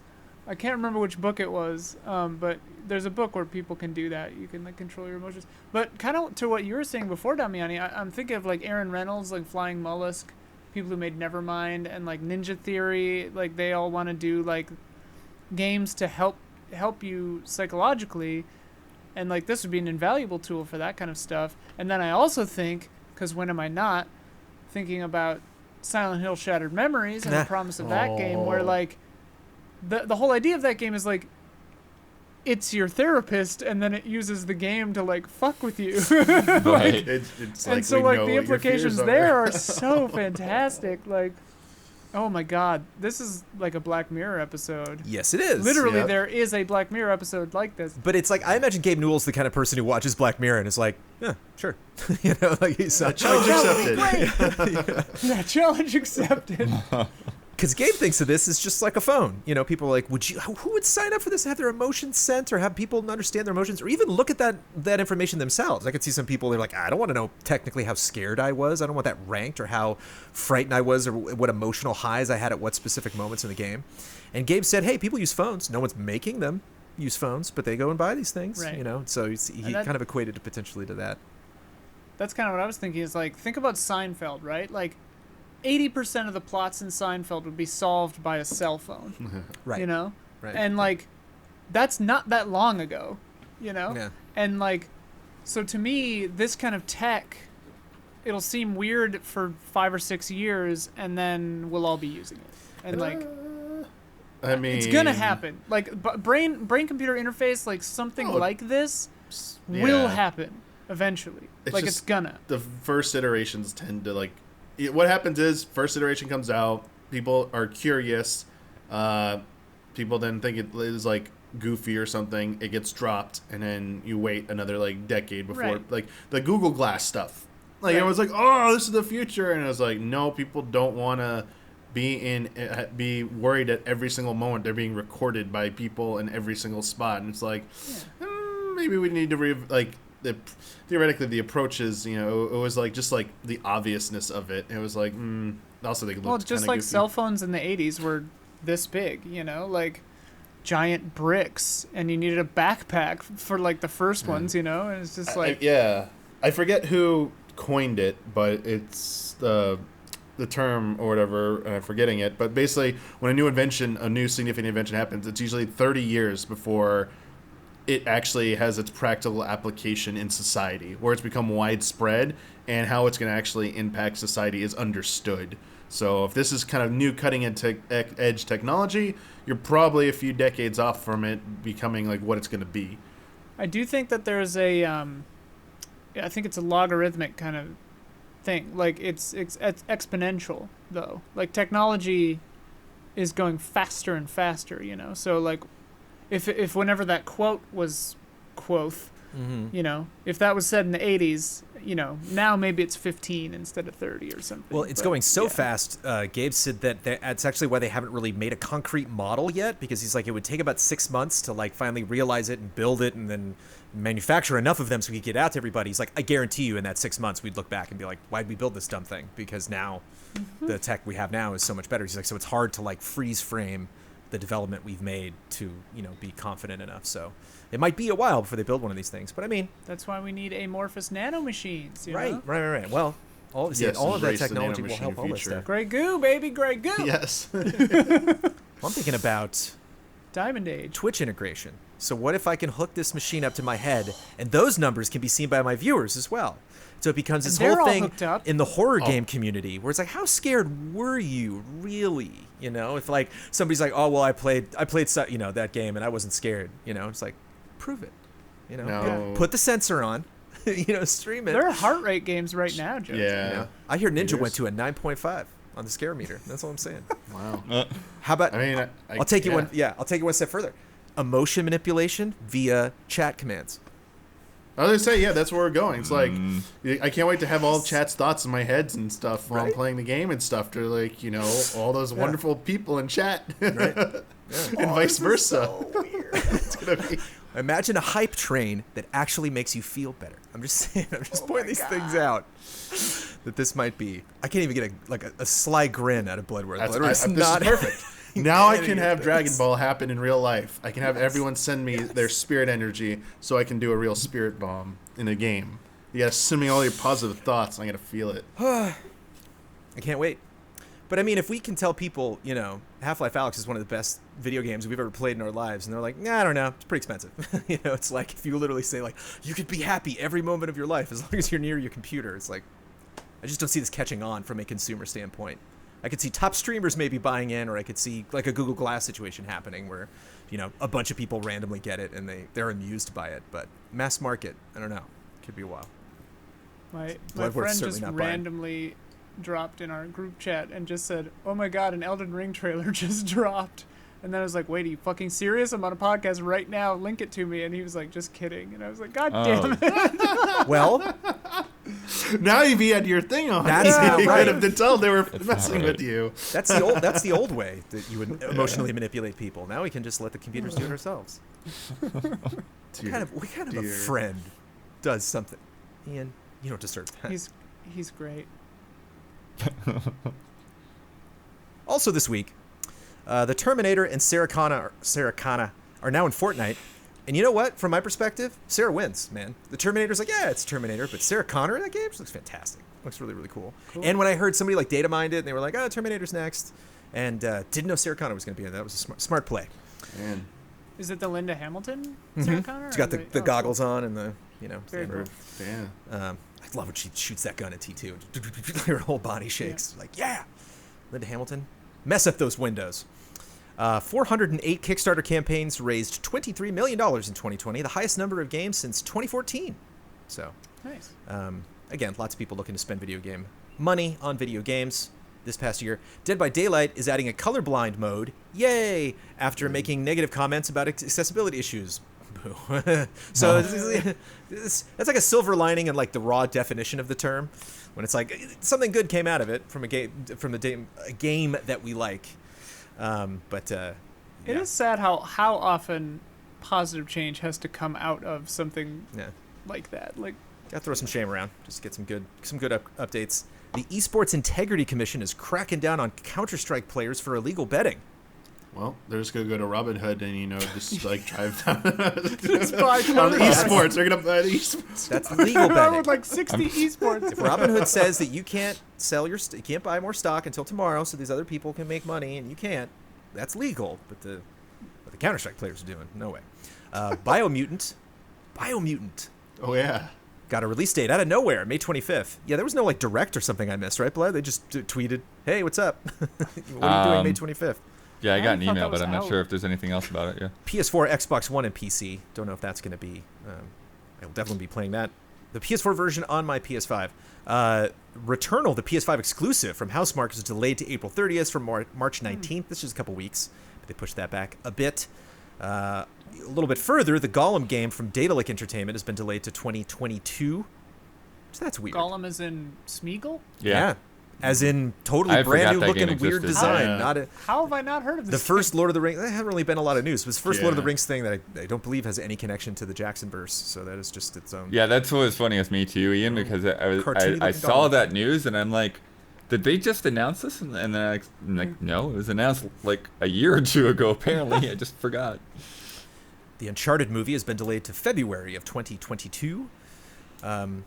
The J.R. Yumasaki train line in Osaka now runs a Super Nintendo World car. Yay! Too bad you can't go there too yet. bad. Yeah, it's not open yet. Oh, Should we fun still- car, though. Should we still paint the train? Yeah, paint the train. It's probably, I guess, the Right. marketing, because they were originally getting ramped up for that February Yeah. opening, and that got delayed Yeah. definitely. Can I just say I love themed train cars? In Chicago, they would do a Christmas. They'd do the Santa car, and the whole train. I think one whole train would be decked out. Ugh, jolly as hell, man. I think the first Spider-Man PS4 game, I think had a subway campaign in New York, and okay. didn't like PlayStation buy like London subway signs because the London Circle is like the PlayStation Circle, so they were like there was a London X and a London Triangle and a London. They bought up all the shapes. Marketing's fun. Tencent bought a stake in Don't Nod, and Huber is very excited about this news. Huber was not excited about Of course, Life is Strange, but most recently, Tell Me Why. And Clay Entertainment, Tencent also bought a little bit, a minority stake in Don't Nod, but a majority stake in Clay Entertainment, who did Don't Starve. Full Circle, based in Vancouver, is now a company that exists, and they're the ones going to be developing Skate 4, according to EA, which makes Bloodward think that that's going to be a while before we see Yeah, Skate I 4. mean they're starting to hire people. Which is what they said in that video. It was like two dudes, and they were like, "This is a long way off." Yeah. The Scavenger Studio, who you might not remember, but you might remember Season, which was a trailer I almost mentioned when we God. talked about the best trailers of last year. Great game, bad co-founder, creative director. Simon Darvaux was suspended by the team, and they are got suspended going now. through. Yeah. After the That's article. good. Oh, I hadn't okay. heard that. Alleged That's things. great. They're kind of doing a big I know what this is examination now. of that. I believe the second in command also just stepped away from the company temporarily while they're examining all of the stuff who led to who emboldened that guy to be a jackass. Tesla's new Series S arcade will have 10 teraflops of gaming performance. So unnecessary. Like, what? Kentucky Fried Chicken's making a console. Tesla will let you drive a console. It's a new gen, baby. What gen? When I go to Wikipedia and look up the gen that the Tesla Series S arcade is in, what is it? How is that? Yeah, is that Gen 8? Gen Yeah. 9? We got It's Stadia. like We making got sure that nobody that owns a Tesla like Switch. parks anywhere except in a covered garage. Like, come on. Yeah. But, like, wait, that screen is in the front. Like, even if it's, like, your kid in the passenger seat or something playing a game don't on know. your... Like, can you play while you're driving? This seems No. so I unsafe. thought that front screens can't be used for anything other than Obviously not, but I mean, depends who on the knows who's manufacturer. using I what think there's screen another for what? screen behind the driver. Maybe. I don't have a Tesla. They're all gonna go self-driving. They're just getting ready. I have a Yo, Polestar. can we get a review copy, Tesla? We should ask. See, we don't have. See, yeah. We don't have the Gabe gumption sends us one for of something those like that. BCIs. Legendary and Netflix are developing a Tomb Raider animated series. Lots and lots and Alright. lots of animated series. You could almost make a YouTube channel just reviewing video game animated series at this point. Roger Craig Smith, after 10 years in the role, will no longer be voicing Sonic the Hedgehog. We don't know why exactly. He just said that on Twitter. He was like, it's been an honor, everybody. Thanks. And speaking of shout-outs to voice actors, Jeanette Moss, who voiced the witches in Resident Evil Village, a performance we haven't really seen the breadth of, among other characters, passed away this past weekend. Apparently she had been combating cancer for a while. And Ian, you shared that there was a GoFundMe set up for her, obviously for her medical bills, and obviously those are still ongoing because that stuff has a tendency to not go away. And so that GoFundMe is now being repurposed to help her family, and obviously to all of her family and loved ones. I think just one of the witches. That is unfortunate. One of the witches, yes, and she Yeah. also did other characters. But shout out, and I cannot wait for that game. So definitely a performance I'm looking forward to. It is time for Love and Respect.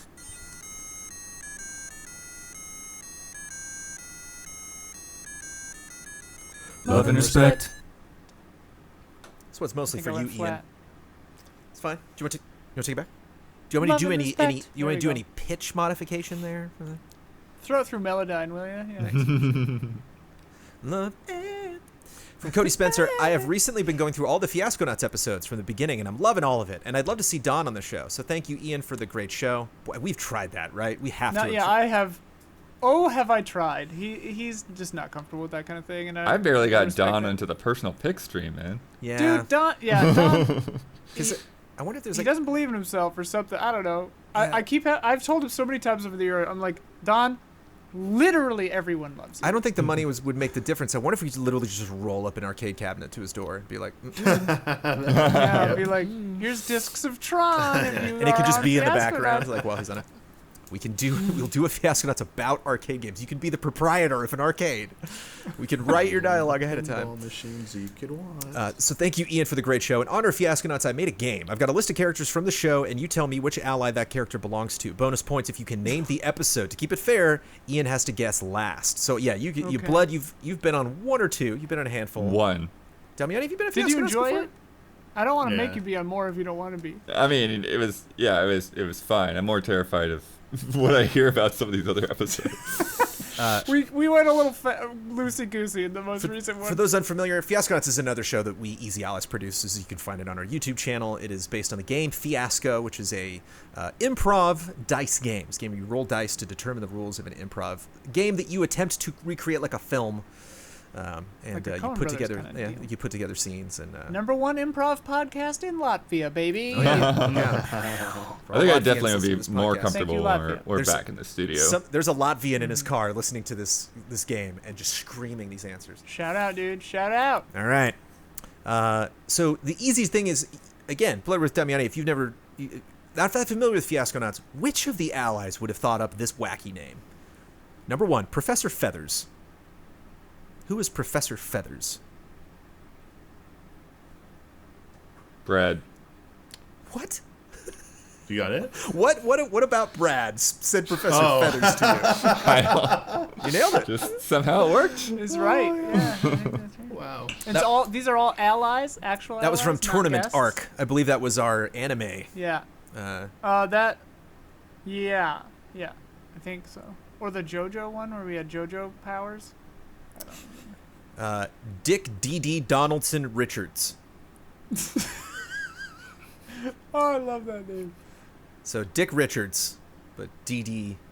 I guess Donaldson Richards. I guess that might too. Is that Brandon? Is that you? That was me. That was from I was Harvest gonna say, I thought Festival. that was you. Yeah. Dick D.D. Donaldson Richards.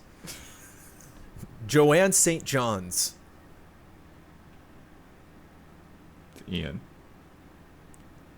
Blood, what is did you look up this How document? are Did you I give you the doing list that? to this document? What? I remember doing that one. Yeah. That was Ian from Harvest Festival. All right.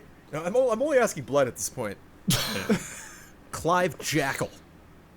Huber.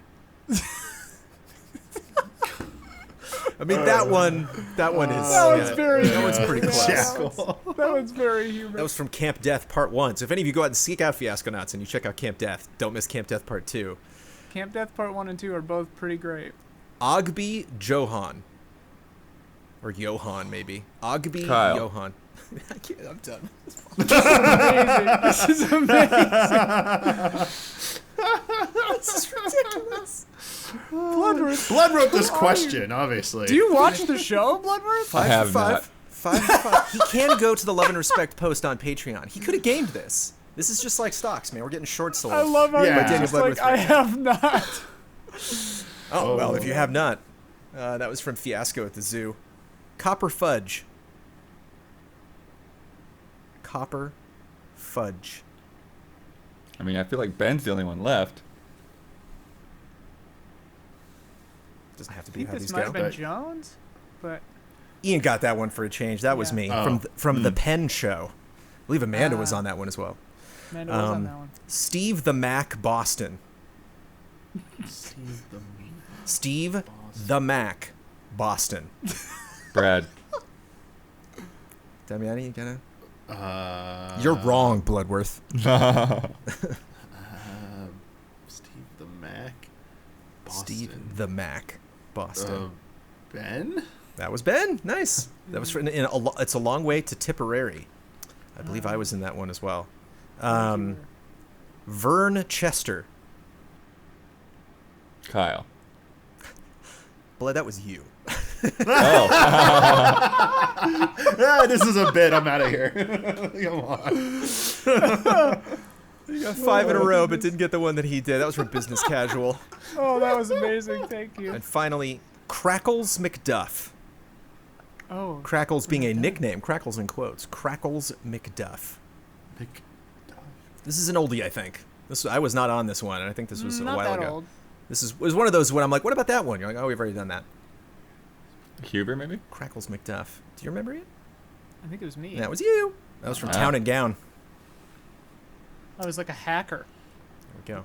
Prefer to be known as a hacker. As a hacker, I guess that was technically a game. I want to play another game. I loved it. This is from Andres Newcomb. What video game has more GOTY awards? This seems timely.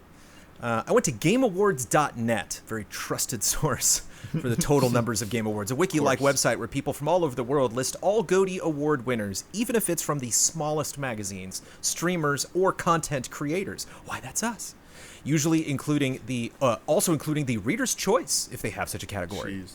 Can the panel guess which game won more GOTY awards? Love and respect. Cheers from Spain. Andres, obviously. Ever? Take all of the so the one game, however I know many which awards one. they won that I know year. which game has won the most as of this year. We'll get to actually. I was going to add that to also this week, but we can maybe get into that now. It turns out our number one is, The Witcher 3 Wild Hunt or The Last of Us. Last of Us first beat it one. by one. Yeah. Last of Us 2, I think. Last beat of Us it. Well, The Part Last 2 of Us is the most 2. awarded game ever. Yeah. Yeah. But Witcher 3 Wild And then Hunt Witcher the was first Last before of that. Us. 2015 Witcher versus 3. 2013. Who got more GOTYs? Witcher 3. Yeah. Witcher 3 did. 6 Yeah. more specifically. Witcher 3 Wild Hunt got 260 GOTYs, and The Last of Us got 254. Almost made it. And Last of Us 2 got like 261 or something. Because I knew that because it beat Witcher 3. Who got more GOTYs? Resident Evil 2 or Death Stranding?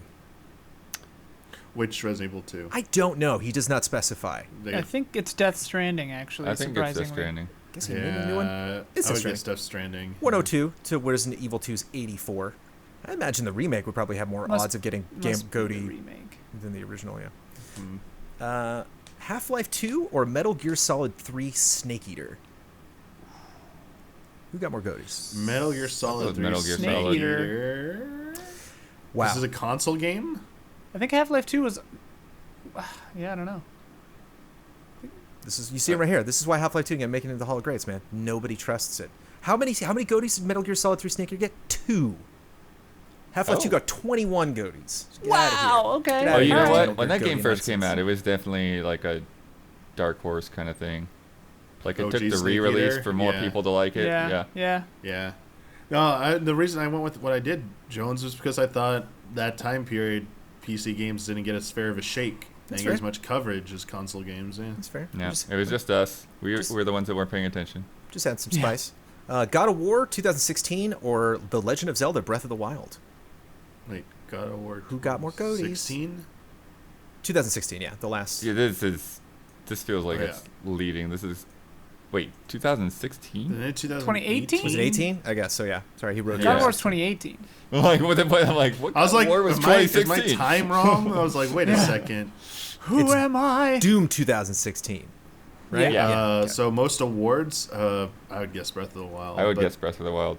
I think Because it was winning everything in the big awards, but who knows what smaller sites gave it. Tis true. Not by a huge margin. 224 awards to God of War's 209. Battlefield 1 or The Last Guardian? Battlefield You got 1, I more GOTYs. think, but Probably. that's a weird one. Yeah. Yeah, I'll go Battlefield 1. By 1. 18 to Ooh. 17.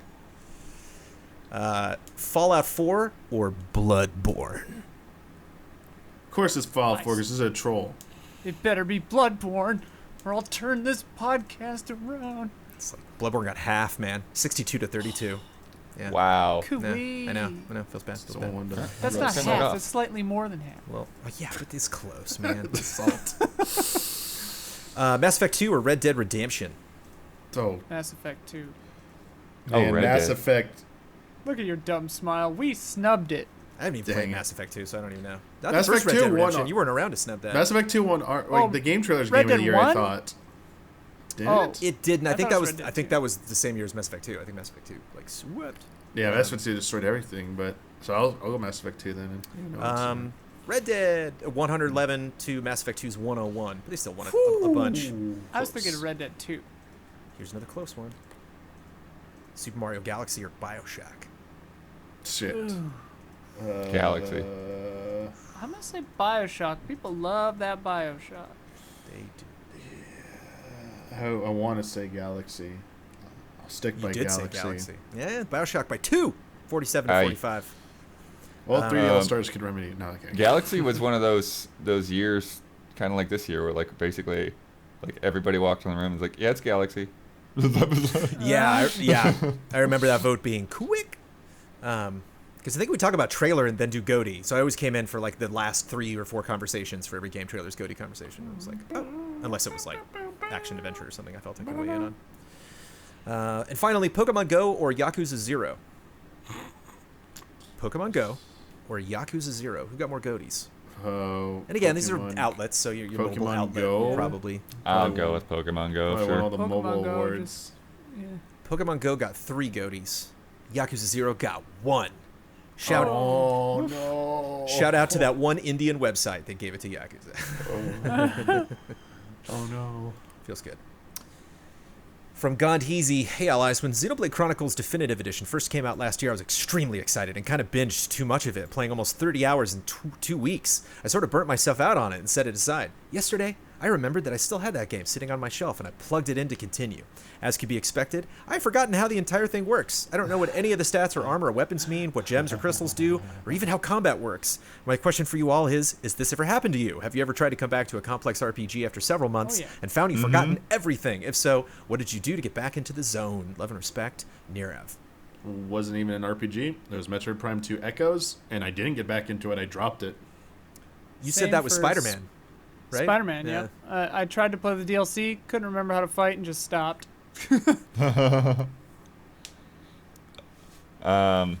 Yeah, I can't think of a specific game, but it's definitely the fear of like, yes, if I put something down for too long, like I don't know what I'm gonna be doing. But I do feel like when I have picked them back up, it actually was not as bad as I was afraid of. Usually, I somehow manage to sort it out, but it other- can be rough. The one that's almost worse than mechanics is story, especially yeah. in like in the old days with a game like Suikoden or something, like those old RPGs. If you boot it up and you're just like standing in the middle of a field and you're like, what even was I doing? Like, what is this game? You know, I'm Yeah. worried about that with 13 Sentinels, where I'm just gonna be like, who's this kid? Like, what's going on? Like, yeah. Yeah, I just stopped because I didn't have a console to play it on because I took it back into the office because I was going to be moving and I knew other people would need it. But when I finally booted Half-Life Alyx back up again, I was just in a room and I was like, what? Like, what am I supposed to do? And it was one of those, like, scan through the wall thingies where I had to find the power thing. And so it's just like, I forgot about that whole dynamic. I'm, like, pulling guns out. I'm like, oh, right, I got this tool. I totally forgot about this thing that I can, like, look through the wall. Man, those are some of the highlights of that game. Those were really fun. Just track those suckers. I love when they, like, bring you into creepy places. They're like, oh, the light goes into here. And you just lift up something, and it's like, rah! There's some kind of plant monster or something on the other side. Alexander Zurianov with a deep one for us this week. When it comes to accessibility to newcomers, video games do a lot, up to explaining how to move your character and how health is working. However, there's an important aspect that games don't talk about, and that's the language of video games. Of course, not understanding the art form's language is a problem for any type of art, but in video games it's much more important, since you are an active participant. You can watch and enjoy anime even if you don't know what each hair color means. However, you will have problems playing a game if you don't know the visual difference between climbable and non-climbable rocks, or that walls with cracks can be blown up, or simply that after a cutscene, you should go forward. Yes, things aren't that complicated and can be learned pretty quickly, but still you need to commit to learning them before you can accurately assess whether video games are for you or not. And since it's hard to commit to learning anything you may not end up liking, people will probably just try to play some game they heard about, quickly get stuck, and decide that video games are too complicated for them. Do you think that there is a way to make video games more approachable for newcomers in terms of explaining video games language? The language of games. Fun talking to Cory Barlog, and he illuminated a lot of the stuff that they did for God of War. He was like, whenever you see something lit up, that's where the developer's like, go. And that makes me want, like, when people bring this up, makes me think about when Nintendo does what it does with its design philosophies, like glowing weak spots, and we love to say that's why they're so easy, but it's an average person, like, here is a glowing red thing that's grabbing your attention, maybe you should do something with this. It's right. Yeah, I wonder if Nintendo or other companies who do games like that have figured that out, that it's in their best interest to make things as obvious, because not everyone is a seasoned veteran. Sorry, I thought this question was going to be about vernacular, like fighting games. When people try to watch a fighting game, like, what the hell is a mix-up? What the hell is, like, what's a technical? Like, what? Yeah. Like, that's a real thing, too, as well. My favorite term outside of a genre that I usually am that familiar with is punish. When Ben would talk about Hearthstone, he'd be like, oh, okay, and they made a mistake there, so we punish. We punish. Just nonchalantly. Yeah, it's a good punishment opportunity. It's tricky because I've definitely fought bosses where I'm like, oh god, that weak point is so obvious, it just kind of breaks the illusion. And then I've also fought bosses where it's like, the hell am I supposed to do? You know, so it's like, that's a very fine line. Well, and it's not just like climbable objects or like shiny ladders and weak spots. It's like there are times where I've tried to show video games to a person who hasn't really played them, and there are things that I just take for granted that they have no like experience and they don't have any clue how to do it. Like, I had a girlfriend I introduced to games one time, and it was a 3D game, I don't remember which, and like could not do camera and move at the same time because she just never done it. Right. And that's something I hadn't even thought about, because for me it's it is just a little like, bit patting your head, second rubbing nature. your chest. Yeah, but it's just, that was the first time I was like, oh yeah, that is actually kind of weird, like, to just do. Like, that isn't something that you can just like pick up immediately, you know. So there's all kinds of stuff in games like this, I think, that we wouldn't even think about, that aren't even things as obvious as weak spots. It's also maybe why, like, mobile games, like simpler games, do so well. Right. You know, games that relate to more, like, everyday activity stuff that just incorporates it. You know, that's... It's not to say that people can't. Like, that girlfriend couldn't have done it. You know, it's just like, it's a brand new experience. You know, you got to be like, oh wait, okay. I think it speaks to why one is so oversaturated, because you want to get people at entry level. And the goal is like hook them in and like bring. You know, you want people to play more complicated games, but everyone's it's. Okay, so playing Final Fantasy 14, this is a thing, like a message that says a lot, how you treat new players in the game. Is that everyone started as a newcomer at some point. So it's always best to try and put yourself in the mindset, no matter how seasoned you are, that if a player is having trouble with something, like try and remember when you first played this game, how complicated, how crazy things seemed, and try and explain things in terms that like aren't intimidating, that can are easily digestible, to to encourage them and nourish them, and don't scare them away from this game. And I feel like that's something it's interesting, because like even stuff we think is innocuous when we're talking about games might seem to an outsider intimidating. So I wonder, like, I guess it's something that should definitely have like more people who are the ones who are trying to jump in that are new, getting their perspective more. I think that's why a lot of these the studios probably put so much on focus groups. I know we always like make fun of focus groups for coming up with like terrible committee by design stuff, but at the same time, in terms of gameplay design and gameplay mechanics, there might be something there that it's like an average person will not understand this mechanic or something like that. Yeah. The trick is, Damiani, sometimes it goes earlier than I remember learning stuff. It's like I don't remember the other side of that. That's just something I think my brain always just understood. Two crazy examples. I remember we got an email keyboard from my grandma, and we were like, it's just going to plug into your TV. It's always going to be on this input, and then all you got to do is just turn on this keyboard, and then you'll be able to use your TV to just like send emails and stuff. And I told my mom, I was like, this is a long shot that she's going to get this. And she didn't pick it up, but the moment where it broke down, which really surprised me, was teaching my grandmother the idea of pages. That I'm like, if you click on this thing, you're going to another page.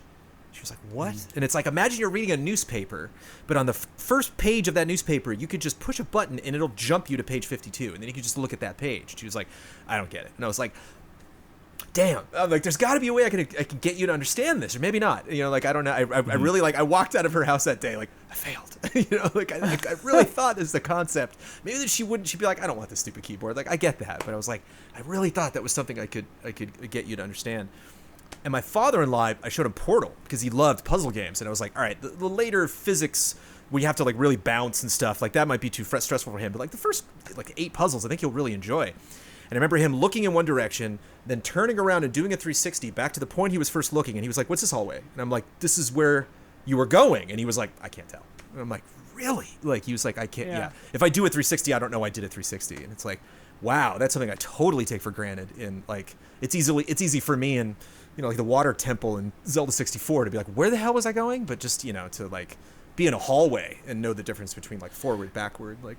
Yeah, I've seen a lot of people with that, like pathing and like remembering physical locations in games is really hard for people. Yeah. I remember Doom was really tough for people back then. You think to like the original Super Mario Brothers, you can only go right and you cannot go backwards. So it's like, as a communicating player, you must always go right to keep progressing. And I'd probably I think 3D games. I remember trying to play Super Mario 64 for the first time.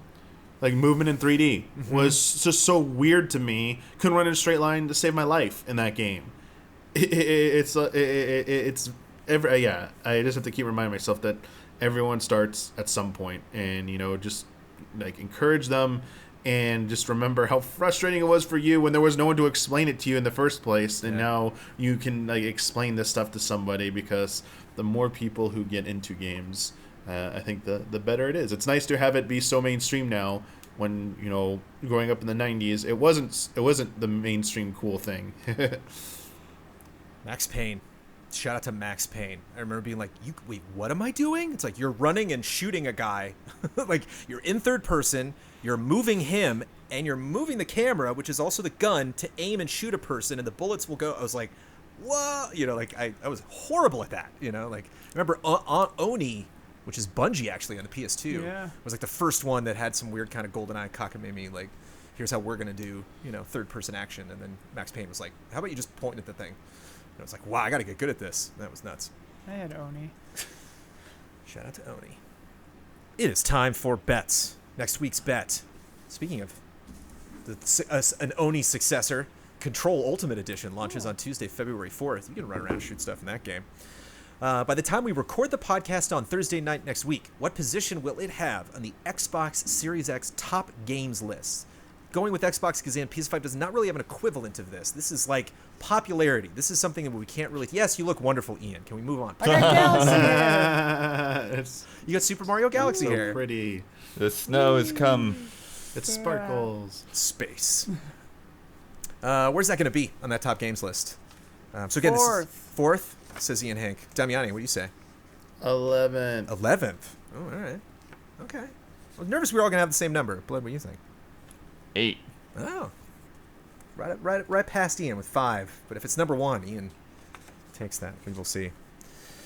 No, that's not good. Last week's bet, the Medium launched today. I want to know how long the end credits are. Thanks to Michael Huber, I know. Ian bet 6 minutes. Ben Moore also bet 6 minutes. Right on the nose, the two of them. And remember when I said that was a good thing? Daniel Bloodworth bet 8 minutes, 17 seconds. I bet 2 minutes, 40 seconds. It's 5 minutes, 45 seconds. Oh my gosh. Giving both Ian and Ben the win, and therefore 2 points in 1 week. And Ian was like, well, that's bad, isn't it? And I was like, no, Ian, you're going to win that. God. We did it. And Hubert messaged me, it's like 15 minutes. And I was like, oh, we won. Great. Wow, that's some really long credits. And then like I mistyped or something. I was like, oh, you got my hopes up. He sent me the video and I checked it. Like, you? He didn't even correct himself. Oh, boy. Bringing those scores to Jovial Penguins 3. I forgot to get In space. Yeah. I'll get you, Batman. I'll get you, Batman. Wow, pinch the tushy or whatever. Gotta get some animated series quotes. Checks out. Oh, yeah.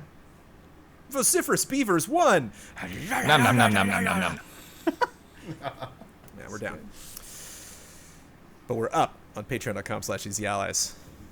Yep. Things are looking good. Nice cut there, Ian. Very quick. Thanks. With the graphics.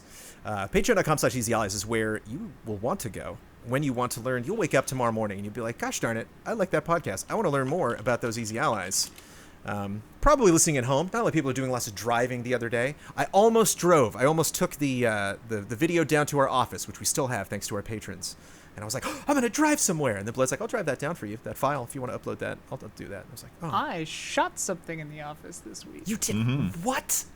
An unboxing of a certain something. And some people have friends and relatives that are getting vaccinated. There might be a time, sometime, potentially, fingers crossed, in 2021. We were able to still keep that, and that is obviously not only that space, but our storage, all of our equipment, all our costumes and stuff like that. There is a Mysterious Monsters set waiting to be brought back into that main stage. God. And the reason we can even conceive of having that future potentially this year or another year is because of our wonderful patronage. A lot of people showing up every single month, thousands of them, to support us on Patreon. So it's a really wonderful community that you can potentially get involved with. You can go and check out the stuff exclusively that we put out on Patreon, or just check out the vibe on that Patreon there. Leave comments on the stuff that we do. There's a post that goes up for this podcast. There are comments, people talking. Oh, some audio versions of some things that you can't get anywhere else in audio form, like the deliberations this week. Yeah. All in 3 parts because we can only upload so large of a file to Patreon. But And the Q&A, which I'm probably going to be doing tomorrow, right, Blood? Probably usually the day after that goes up. On patreon.com/easyallies, we have a shout-out tier. And we have some wonderful people at that shout-out tier. It's their last shout-out of the month of January. So thanks to all of these people. Shout-out even. Ian, you're going first. I'm going after you. Blood, you're going after me. Damiani, you are going last after Bloodworth. Shout-out to Caleb Togi Crawford, L. Thanos, Greg the Dark Knight Kettering, Stephen Thomason, and Nick. Shout out. Shout out. You both won, I guess. You get to promote any Easy Allies video you'd like to promote. You get the final word on anything you disagreed with, want to reiterate, or just popped into your head, and you get to sign off with your trademark sign-off. Who wants what? I want to promote a video. All right, Damian, you want the other two? You get final word in the sign-off? Sure. That was easy. Yes. Watch our GOTY Awards video. Oh, That's yeah. the right answer. Yeah. Good one. And easy update. Do you have Turned 8.5 hours to spare? Go watch our deliberations. But no, the awards video turned out really well. We changed some things up. did a little bit differently this year. I've got ideas for next year, although I'm like on the fence of like, well, the way I did it this year, the way I wanted thinking about doing it actually better. I don't know. But anyways, Do them both, baby. That's what I think. but yeah, Ian did a great job. This is kind of the team right here of that video. We got Ian who cut it, the two of you, below who wrote it, and then me who did the VO. I mean, everybody wrote it. Everybody wrote. But I mean, Everybody you're the primary writers. You handled a lot of those bits. Damiani jumped in on a lot of those categories. All right, that's to hell for with sure. you, Bloodworth. Ian, great cut. Thank you. Yeah, And Jones got the last word, everyone. There you go. Well, you get the final word now. That was our video. What's your final word and sign off, Michael Damiani? Thank you for all your hard work, everyone who worked on the awards video. You're all equally loved. Yay, video games is my final word. Yay, exciting new stuff in the future. Can't wait to hook up stuff to my brain. It's gonna be awesome. And until next time, may the way of the hero lead to the Triforce.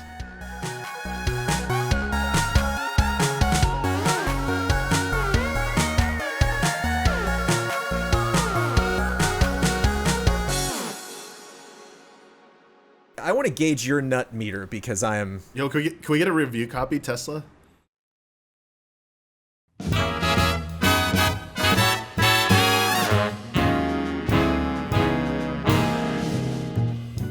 The Easy Allies would like to thank our Patreon podcast producers. We apologize in advance for all the ally names we are about to misspell and mispronounce. Caleb Togi Crawford, L. Fanis, Greg the Dark Knight Kettering, Stephen Thomason, Nick, Walker Hope, Will Schmuck, Sigma, Robert Stoffel, Zachary Wingate, Dave Red, Paulo Costabel, Discarded Digit, Ali Cat, Happy Gaming, Miguel Rivas, Valmar, Daniel Portillo, Jose Gutierrez, Alex AI, Rob Bob Will, Beaten Down Brian, Chum Nguyen, Roy Sung, Yasser Kerbushi, Bradley Spees, Hayden Hargraves, Nicholas Johnson, Sarah Lawson, Douglas Chomitz, Jay Shee, Alexander Rees, Jesse Blue, Black Lives Matter, G. Levin, Matthew Pauling, G. Ken, Gary James, The Banana Forklift Killer, Marcel Markov, Catherine Lai, Todd Yurkovic, Candy Coated Thorns, Hitman 47, Rack, Matthew Holcomb, Oni Blackmage, Jordan Kirk,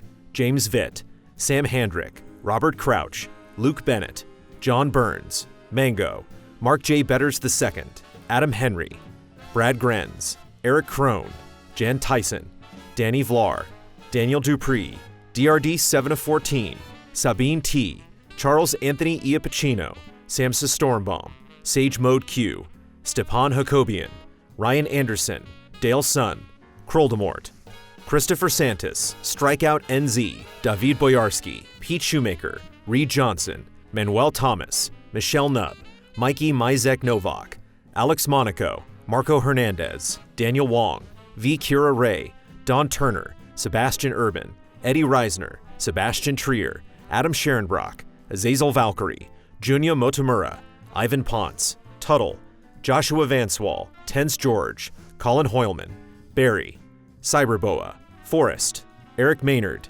Chase Caldwell, Isun Chor, Leon Keys, Chris the Pianist, Ian Anderson, Philip Higdon, Nycrypt, Jai Aldiar, Robert I, C.S. Lewis, Ahmed Al-Rashed, Bonnie and Jason Connor, Travis Miosi, Mike Calvi, Alex Glass, The Fatty Show, DanPan16, Wouter DeHaze, Malcolm Moschette, Not Jack, Mithers Strongbeard, Jana, Anthony Galvin, V8 Dave, Oro Guccino, Dakota Hayes, The Classiest Hobo, Misuki 211, Matt Karwoski, Liam Ahern, Bunny Chen, Materia Addict, From the Void, Culinary Stud, Edison S. Prada Jr., Tim Mann, Crediar, Jesse Fish, Gabriel Aberg, Zahid Hosseini Karami, Lee Young, Alexander Zirianov, Morpheus, Christian Hundorf, Brian Foster, Sean Cornett, Linson Wu, Matthew Migler, Brandon White, Christophe Fatui, Michael Clendenan, Aurelien Grenier, Eric Gustafson, Trevor Thomas, Michael Kozachenko, Adam Lindsay, Corey Landega, Pablo Rodriguez, Ibrahim Sozer, Carl Williams, Gustav Strombohm, Volker Bach, Russell Bateman, Lindsay Wells, Jason I, Nefertiti Jenkins, Jesse Vitelli, Jonathan and Amy Alconis, Quinn Riley, JC3, Paul Nolson, Isaac Swanson, Jameson Lapine, Max His Shame Turman, Breadroll Art, Matt Ford, Joey Din, Splontot, Jordan Phillips, Ryan Wagner, Matthias Clare, Spencer Stevens, Jeffrey Murillo, Trizac, Matt Ferguson, Sam Sorensen, Vincent Foliat, Paul Sway, Michael Pliskin, Andy Marks, Tim Strothman, XWF Outlaw, Julius Garcia, Alex Lavanier, Ritz 1906, Joel Short, Dimitri Zetas, Mazrim Tame, Helen Y, Noah Weinstein, Travis Gakowski, Megadet, Sneaky Gato, W. Crusher, Lion Crown 19, Tom Masterman, ZK, Jose Carlos Madrigal, Mr. Anarchy, Thomas Blaze Fauchereau, Andreas Risberg, Dreams of Caffeine, Michael Bisegli, Matthew Holmes, Kodiak Bear 88, Lars Berger, Marcel Guru 17 Froelich, Erdney Kutnow, Megan McDonough, Glenn Olson, Corey Jackson, Natabia Ross, Allison Burt, Jesse Wilkeson, Katie Garza, Jeffrey Ruchtenwald, Dan Sebring, Neil Bruce, Silent Consonant, Craig Happ, Travis Ing, Cody Westley, Jeremy Ferris, Clay Roberts, Super 3D Cow, Ahab, Mick Roper, Accounts Payable, Tristan Howard, John Gallagher, Willow Pingree, Mikhail Aniel, Blue, A Filthy Lot, Mike Hook 1, Miguel, Delisi, Ethereal Ether, Mo Grant, Roy Eschke, Fish Flop, David Wilson, Maverick Lee Back,